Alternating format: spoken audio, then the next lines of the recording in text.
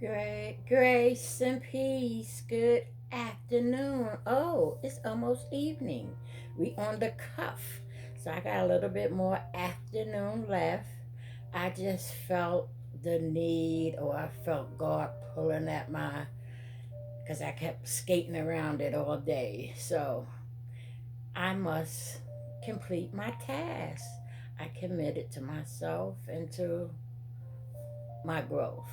So I come sharing gifts of my reading from my book, gift of listening to me, being blessed that you can hear me if you listen. And it's going to be a quite piece, a nice piece, a little bit of a testimony. But that's why God wouldn't let me let it go, because He said I needed to talk about it. So here we go. It says, the people who are looking on, Lord, who see my suffering and how I respond to it, do they see how much I rely on you? Do they know that you are the one who is carrying me through? I could not make it without you, Jesus. I put that there. I would crumble. Please give me the opportunity to tell you just how much you meant to me and how your grace has been through, how your grace has seen me through everything. I want others to know that you will be there for them when they struggle. I want them to understand that they can look to you and find all the help they need. But we have this treasure is in a clay jar, so that it may be clear that the extraordinary power belonging to God, who does not come from us. We are afflicted in every way, but not crushed, perplexed, but not driven, despair, but not persecuted, not persecuted, not persecuted, but not forsaken, stricken down, but not destroyed. Losing a baby is such a deep grief in any woman's life. Father is one of the most difficult things to accept, and it makes it hard to trust that you are still there and that you still care. Sometimes there is shame involved, or for anger, and always an ache that just don't go away. How can you understand my pain and grief so specific to a woman? How can you know what I am going through? I want your comfort.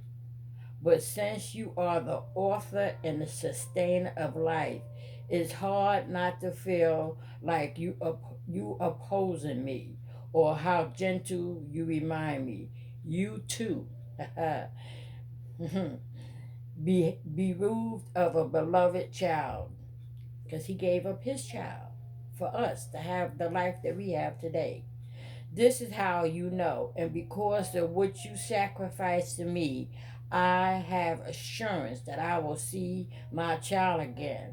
Please, Father, see me through the grief. Now, I lost two children. And that's where my search and my journey, my what they would call 11 step, to find a God of my understanding, to understand, because God just taking him didn't make sense to me when people said God just took her. I didn't understand that. It didn't make sense. So I went on a search. 7-Day Adventures. I went to the mosque. I went to the Baptist. I went to the Buddha. I went to, all over searching to find an answer. And that's when I landed at the door of CCC. And when I went in there, he was preaching a class. And someone in the audience asked, if there's a God, why would he take a child? Why would he cause so much disruption. But God doesn't do a lot of stuff. He allows because everything works out for the good. So he is an overseer, and he see where he can benefit or how he can make good of something that's wrong, or how, like, I put myself in crisis and I put myself in situations just like my using, you know, plain and simple. I was strung out, gone, over the top, low as you can go. And Mother's Day, 1989, no, 1988, I lost my daughter. And of course, I couldn't understand. Didn't make sense to me. But because I was so lost, I was in a fog. I was crazy. I knew I needed help. I knew something was wrong. I knew he was trying to get my attention. But because I didn't have that personal walk with him, I did not understand. So, but I knew on one hand, but I went on with life. But that's when I take and I place my kids in BCW's hands. It was BCW at the time, they call it ACS now. And I said I needed help, and I knew I was in trouble. And I went on a search, and I ended up going up this ramp. Memphis Stuyvesant Treatment Center. I got my little ashes. I wanted to stop for 40 days. Lo and behold, 30 years later, I come, after doing the work, the intensive work, the therapy, the going to meetings, the talking about how I feel, to going outside help, just going to workshops and seminars and just seeking understanding of life.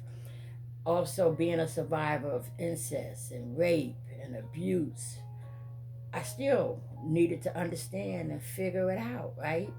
But now today, come back up. I might go up a little bit and come back a little bit because I've been through a lot, right? And I'm trying to keep it in a small span of time where I give this testimony of God's grace, goodness, and mercy, and how everything works out for the good. But in the taking of my daughter and allowing her to go, because I was negligent. I was getting high that day. Me and my husband was getting high. The whole day was kind of like off, and there was some pills left. She got a hold to it. Boom, just like that. In her sleep, never woke up. But because she was precious, her name was Precious, Precious April, 1 year, Mother's Day. Her birthday is coming up, April 30th. And so she was 9 days after her demise, after her birthday, sorry. After her birthday, she passed away. So I know now that she's an angel. She's done nothing. So God brought her here to wake me up. And that shook it, that wake up there, because all I wanted was a little girl. He gave that to me. I got 5 boys and I had a little girl. So he give me this little girl. He takes her just as soon as he gives me. And I keep saying he took her, he take her. He didn't take her. He allowed it to happen. Me and my husband, we were negligent parents. I have to own ownership. I forgive myself because I know if I was in my right mind, I would not have done any of the things that had went down. But because I was lost, God knew he needed to do something detrimental to get my awareness. Just like what's happening, he needed something serious.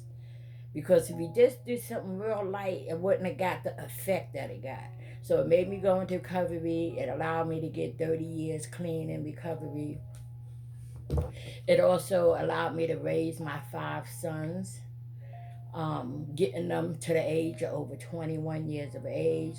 I didn't harm them. I didn't kill them. I was the best mother that I could have been at the time.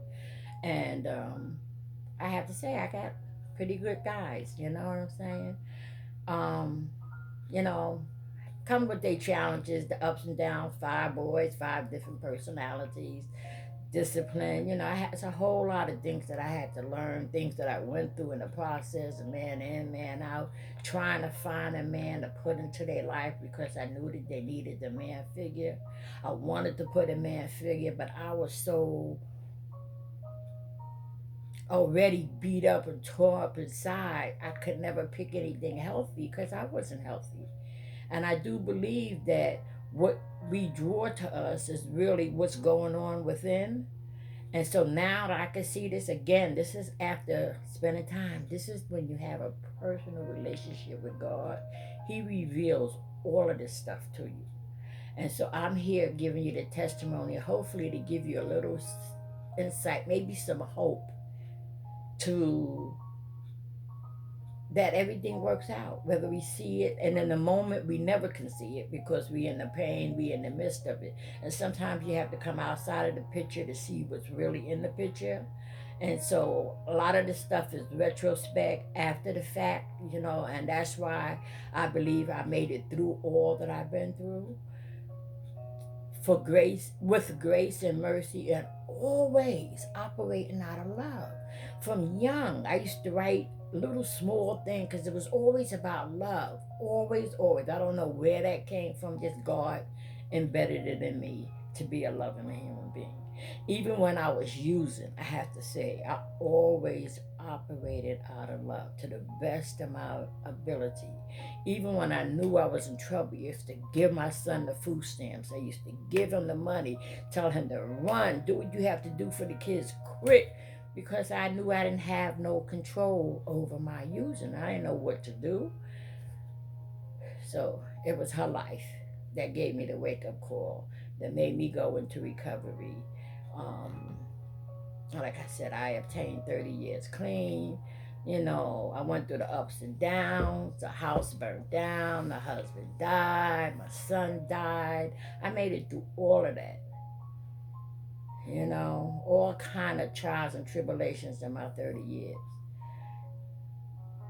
You know, and now I can see even my father, the sexual mistake, sexual abuse, my brother, my uncle, the priest, you know, all of that. I see that he always had his hand on me, and he knew that I was going to use this for his platform to be an ambassador of his goodness, grace, and mercy.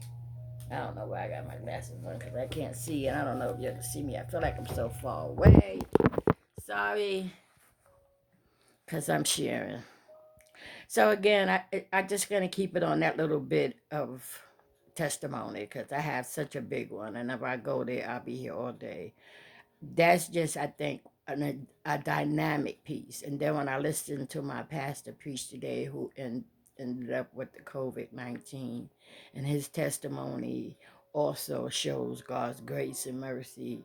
And there's no rhyme or reason to why God do these things, because we say, like, some people are real angry and mad. And I remember when my daughter died, I was angry and I was mad, but then I had to understand.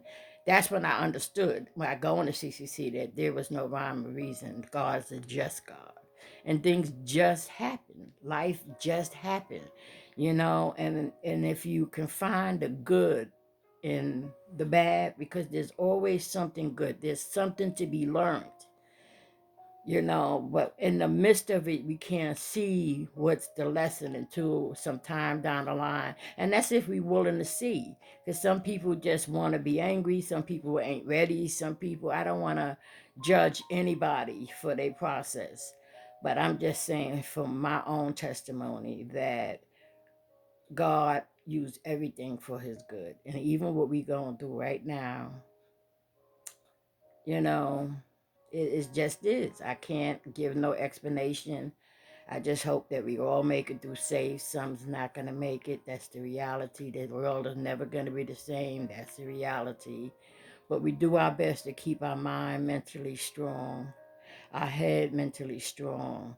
So when it does pass, because it will pass, that we be in good shape, and that I know I'll have some work to do, because I know I have a calling on my life.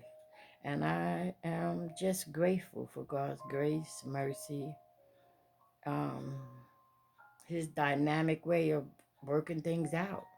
You know, we can't see it in the midst, but trust and believe.